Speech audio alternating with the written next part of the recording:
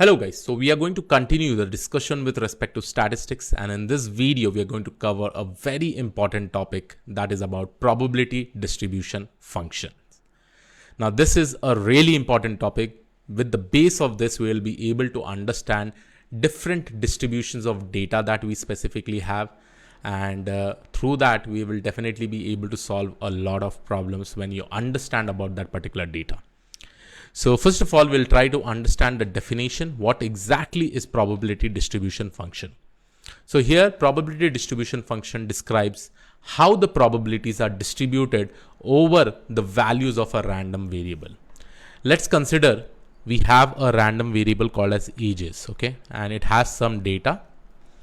Now, initially, if we really want to create a PDF, that is probability distribution function, considering let's say that this is a continuous random variable.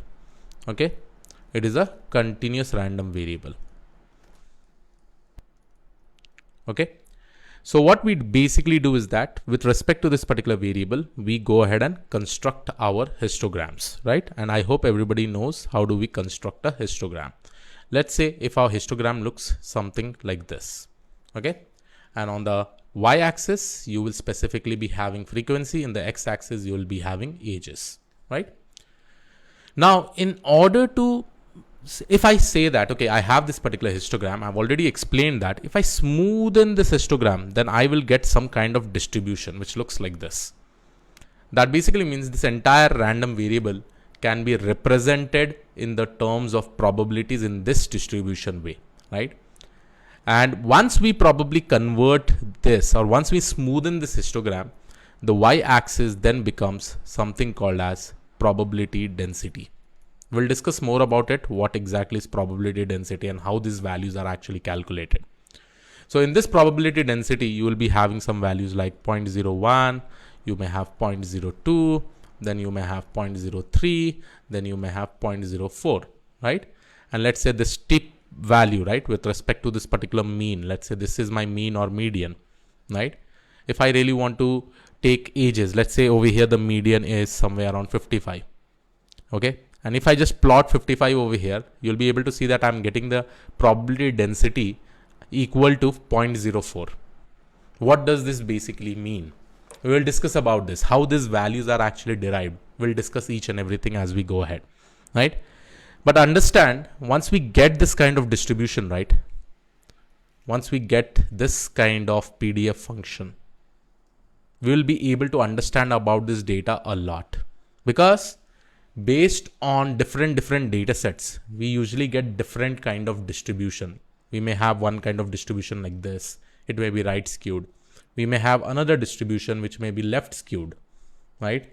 And each and every distribution of the data is really important for us, because as a data analyst or as a data scientist, this kind of distribution says some basic information about this particular data, and you can assume some of the conclusions out of it. Okay, what are the different kind of distribution we'll discuss as we go ahead, right? But this probability distribution function helps us to understand how the probabilities are distributed over the value of a random variable. Okay, now let's further go ahead and discuss. Probability distribution function are of two types. Okay, so there are two main types of probability distribution function. Probability distribution functions. Now, what are this type? Number one, it is basically called as probability mass functions. Okay, probability mass function. Now, why this probability mass function is specifically used? This is also denoted as PMF. Okay, this kind of distribution or functions are basically created for, it is used for discrete random variable. Let's say if your random variable is discrete, a whole number, at that point of time we will be using, in order to represent the distribution, we will be using probability mass function. The second type that we specifically use is called as probability density function. probability density function. And this is also represented as PDF. And this PDF is basically used for continuous random variable. So if you have a continuous random variable, in order to show the distribution, you will specifically be using probability density function. Now let's go ahead and discuss about probability density function separately and probability mass function separately. Okay. So let's go ahead and talk about probability density function. So first of all, I will take probability density, then we'll go with probability mass. Okay. Or I can also go ahead with probability mass function. Let's go ahead with probability mass function. Okay. Now, as I've already told, probability mass function is a kind of distribution that we specifically use for discrete random variable. Okay. Discrete random variable.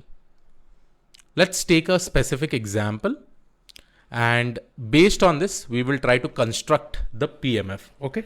How does a probability mass function is basically created?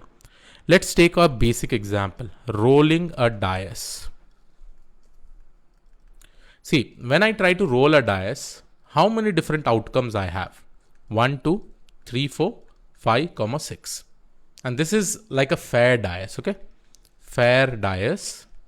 That basically means the probability of getting 1 is equal to probability of getting 2 is equal to probability of getting 3 is equal to probability of getting 4 is equal to probability of getting 5 is equal to probability of getting 6.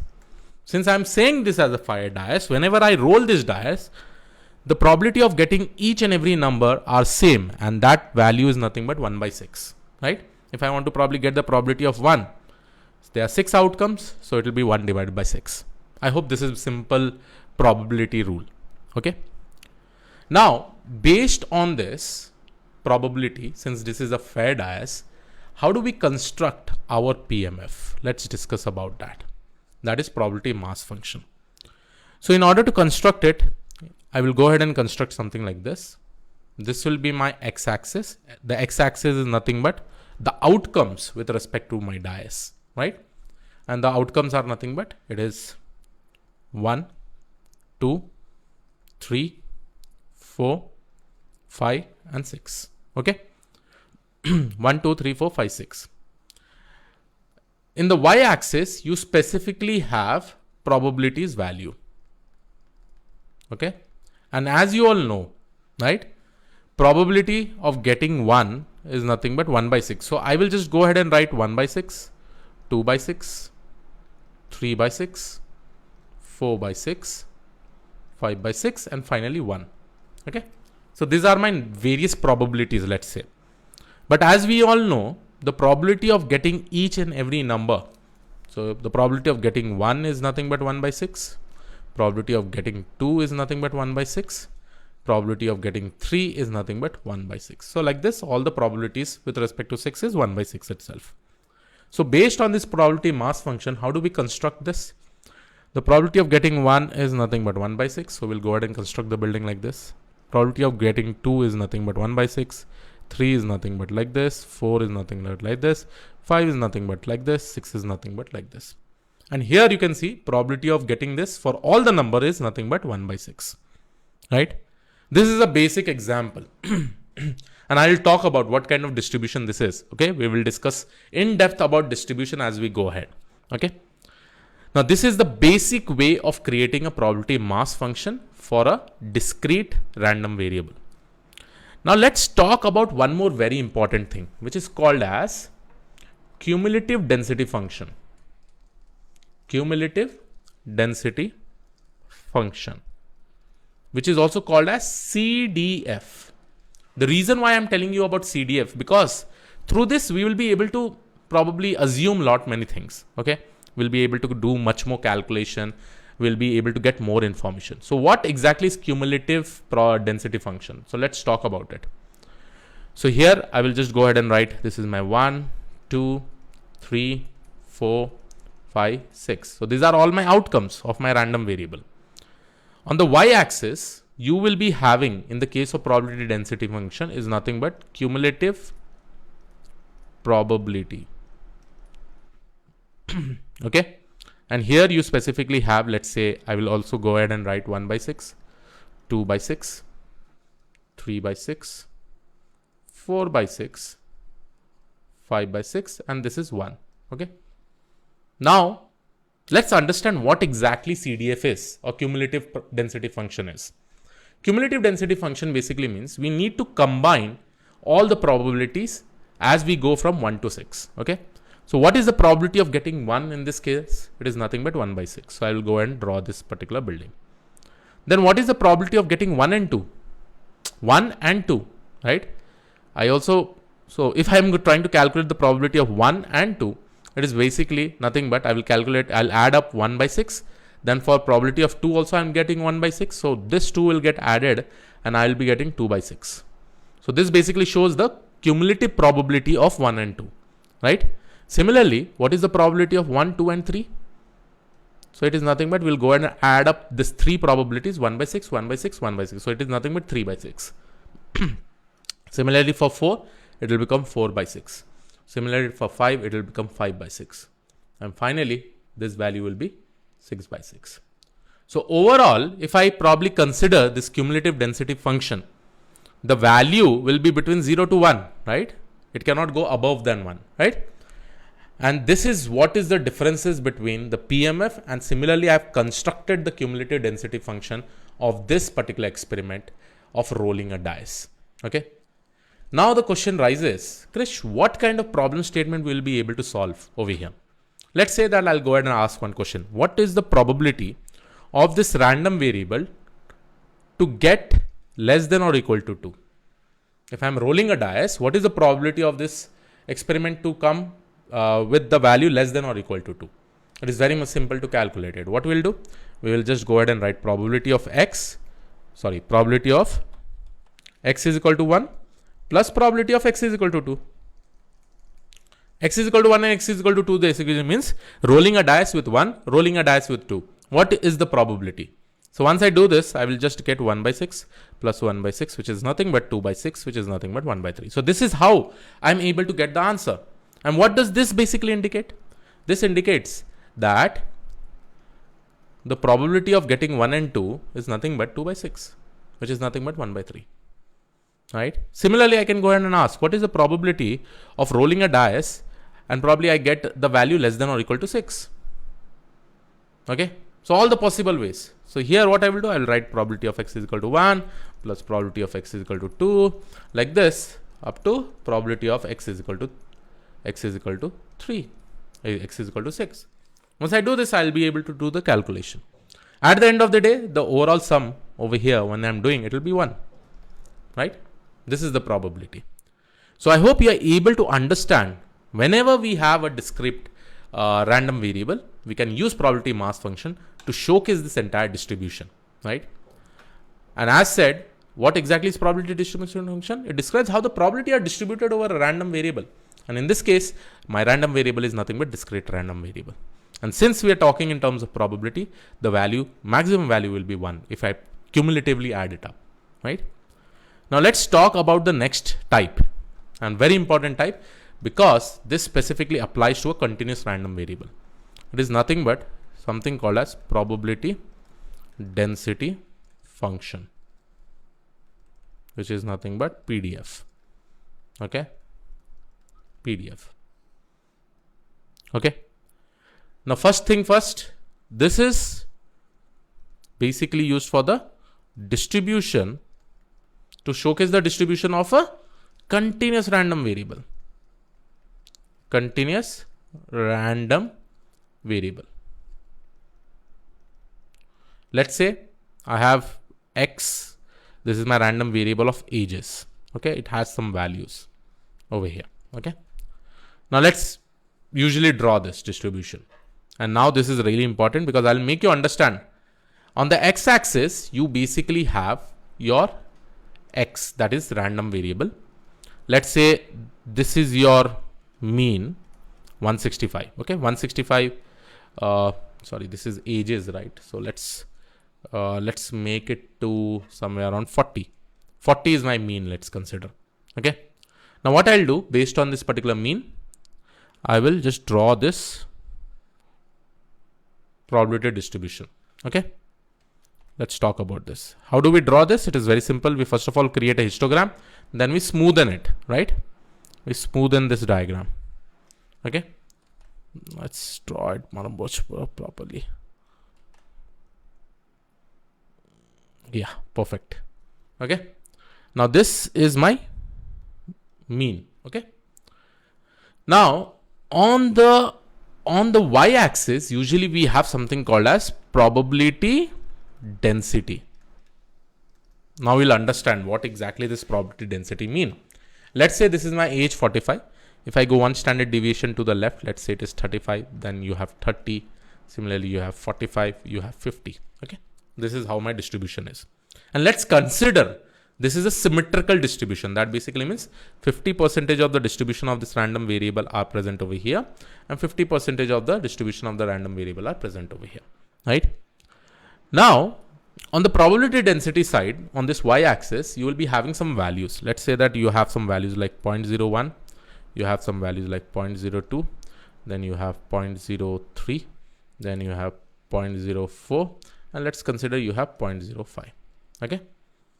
Now, when I say a probability of random variable of x is equal to 40, here just by constructing this, if I just go ahead and populate this, I'm actually getting a value 0.05. Now, what does this basically mean?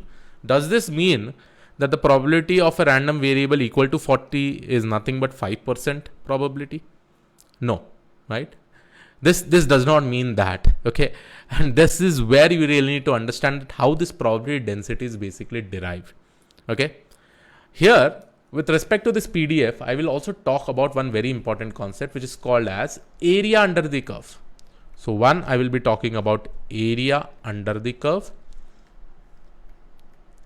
And the second thing that I will discuss about over here is that I will discuss about a very important topic with respect to this, like what exactly is this probability density and how this value is basically calculated. Okay, so these two things we will discuss now. Okay, so these two topics. Now, in order to discuss this, right now we know this is my probability density function of a continuous random variable. We will try to convert this into cumulative density function. Now, let's first of all convert this into cumulative density function. Okay. So on the x-axis, you basically have a random variable x. On the y-axis, you specifically have a cumulative probability. Now, as the term says, cumulative, okay? Cumulative, that basically means you need to combine. Again, this cumulative probability, remember, this ranges between 0 to 1, okay? Because it cannot be more than 1. Whenever we talk about probability, it is 0 to 1. And this cumulative probability usually takes a S shape. Okay, what it does, it basically takes a S shape. It takes a S shape. Now, what does this basically mean? Okay, see guys, if I probably consider what is the probability of x is less than or equal to 40. Okay, let's consider this. I'm just asking a question by seeing this graph. What is the probability of the ages to be less than or equal to 40? Okay. And here you know that less than or equal to 40 basically means this region. I'm talking about this particular region, right? And we really need to find out the probability, right? What is the probability of this random variable to be in this particular region? How do we specifically calculate it? Now see, over here, you know that your mean is nothing but it is 40, right? Now, if I go ahead and construct with this respect to 40 in this particular cumulative probability, let's say this is my 0.5. Why 0.5? Right? Because this is my median. You know that 50% of the distribution is present over here, 50% of the distribution is present over here. So if I go ahead and ask what is the probability of a random variable to be less than or equal to 40, specifically we are saying that whether this x will be available in this specific region. So we are just talking about this region, right? So if we just go ahead and calculate it, what is the probability of x to be less than or equal to 50, just by seeing this cumulative probability, I can just say that, hey, it is 50%. 0.5, which is nothing but 50%, right? Because we are talking about this specific region, right? And 40 is basically, when you plot it, you will be able to see it is coming over here, right? Now, this is very much simple, right? Similarly, if I go ahead and say, hey, what is the probability of 35 of x to be less than or equal to 35? If I say x less than or equal to 35, I'm basically going to consider area under this curve, right? This particular part. So this area under the curve. And if I probably see 35 over here, if I plot it, so what is 35? It is nothing but it's coming over here. So I'm talking about this area. When I talk about 40, I'm talking about this area. So this area is nothing but 50% of the distribution is present over here. Similarly, if I go ahead and say for other numbers, let's say 45. If I go and say with respect to 45, if I go ahead and plot it, so here I'm going to get some values. Let's say this particular value is nothing but 0.8, right? So I hope you are able to understand this, right? When I ask this specific question through cumulative probability, how I am able to understand where does a specific random variable fall, right? Which area under the curve we really need to focus. And this basically says, if I say, hey, what is the probability of x is less than or equal to 45? Now I have drawn this particular curve. This area under the curve is nothing but 80%. So it is 0.8, which is nothing but 80%, right? This basically says that this random variable has 80% probability to fall under this particular curve, right? So I hope you are able to understand, but still there rises one specific question, okay? How did we get this probability density? Let's consider for 40, how did we get this 0.05? Now for 40, what is the point? We are specifically considering this point. Let's consider this point, okay? Let's consider this particular point. In order to calculate the probability density, we need to find out the gradient, right? Gradient or slope of this point. Slope of this point. So the slope of this point in this particular scenario is highest, right? When I say slope, this line you can see it is very steep, right? This line is really, really steep, right? So if I probably go ahead and calculate the slope of this, it should be maximum. So that is the reason in the middle one that you see, like 40 number, which is my mean or median. If I try to go ahead and calculate the slope of this particular point, I should be getting the highest value since the steepness is very high. Let's say if I go ahead and calculate the slope for 50 points. So 50 point is somewhere over here, right? Here the steepness is very less, right? So obviously the slope will be less. So if you probably go ahead and see with respect to 50, I'm getting the slope somewhere over here, which is a small number. Let's say this is nothing but 0.15, okay? So wherever the steepness will be high, that slope will be highest, and that is the reason the middle number is basically having the highest probability density, and this is how the probability density is basically captured, okay? Now in order to show you how this slope may get created, okay, let's consider over here. Let's say I want to go ahead and calculate the probability density for 40. So this point we are just going to calculate the slope. In order to calculate, we'll take the previous point. Let's say this is my previous point, okay?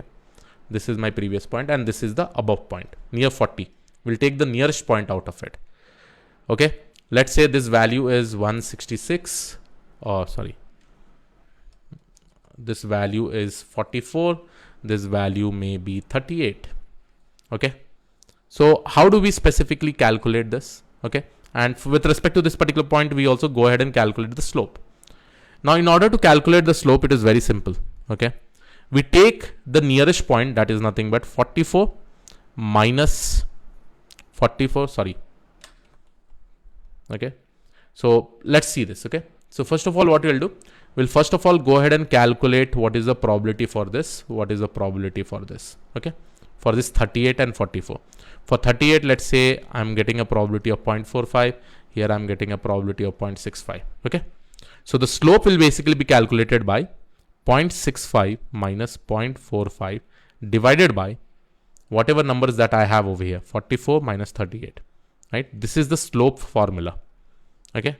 So let's say that I got some number, whatever number that I'm able to derive it from here, I'll go ahead and write it over here. Or whatever calculation, I've just put some random values over here. But if I put the original value based on this particular diagram, here you'll be able to see that I'm getting 0.05. Okay. So whatever calculation you do, just do this particular division and you should be able to get your probability density. Or I'll just not write 0.05 over here. I know the calculation is not 0.05. So by this, you will be able to get your probability density. Now you may be thinking, Krish, what did I do over here? Simply I calculated slope. Let's say if I have 2 points like this, in order to calculate the slope, this is mentioned by x1, y1. Let's say this is mentioned by x2, y2.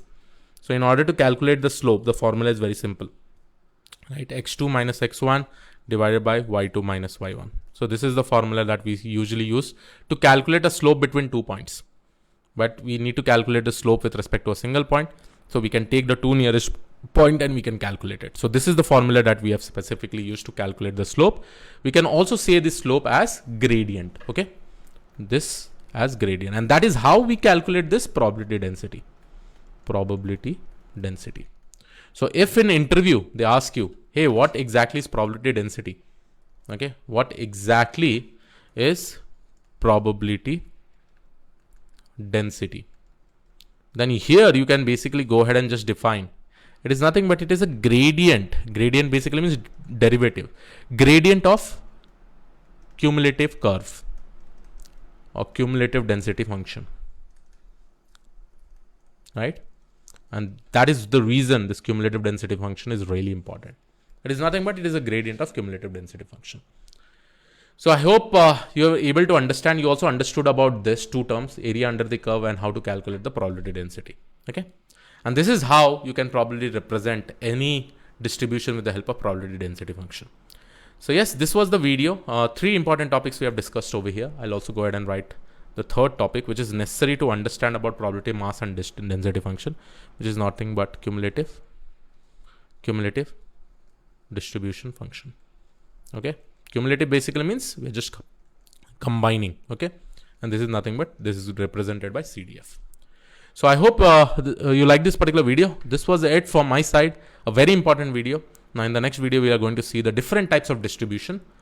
Before closing up, I also want to represent some mathematical representation probability density function. Okay. So probability density function. So let's talk about some of the properties over here.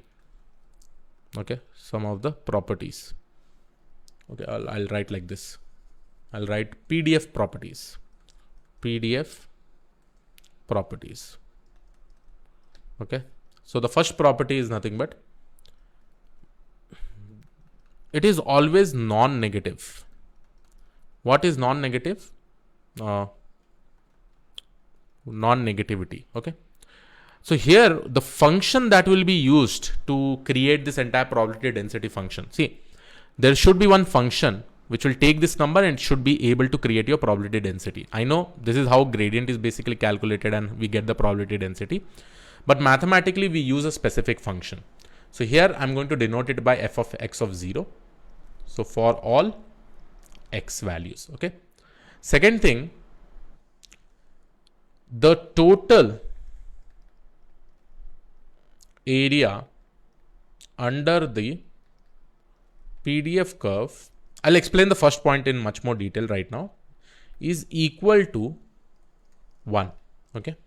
Now what does this basically indicate? See, this is how we basically denote it. Okay. So an integration value from infinity to minus infinity to infinity. This is the limit. Okay. We use a function f of x, d of x is equal to 1. That basically means this notation represents area under the PDF curve. This entire area under the PDF curve, this entire area. It is nothing but this area. So this distribution is basically created by this particular function f of x. Okay. This can be different things. See, I may have a distribution which may look like this. I may have a distribution which may look like this, right? I may also have a distribution which may look like this, right? So this distribution is basically created by this function f of x. And as we know, when we do this, when we use this notation from a specific limits, right? The total area is just going to be 1. The total area of this, the total area of this, the total area of this is just going to be 1. Okay. So with respect to different distribution, so here I'll go ahead and write with respect to different distribution, your f of x function will change. The f of x function is going to change. Okay. And that is what we will be discussing when we discuss about different distributions, different distribution types.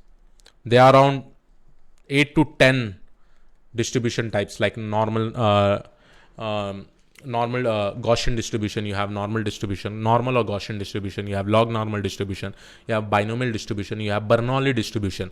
In all this kind of distribution is basically used to represent your random variable in the form of probabilities. And there, in order to calculate the probability density or probability mass function, we specifically use a function, and this function f of x will be different for different types of distribution, right? Let's say if I have this kind of distribution, right? So there will be a different f of x function which will be creating this. Based on this, I will be getting a probability density over here. If I have this kind of distribution, this is also called as a log normal distribution. Okay. In this log normal distribution, the f of x function will be different to calculate the probability density. And that is what we are going to discuss in the upcoming video. Okay. So, but remember this particular notation, f of x dx is equal to 1. Okay. Okay. So I hope you like this particular video. This was it from my side. I will see you all in the next video. We'll discuss more about the further topics. Thank you.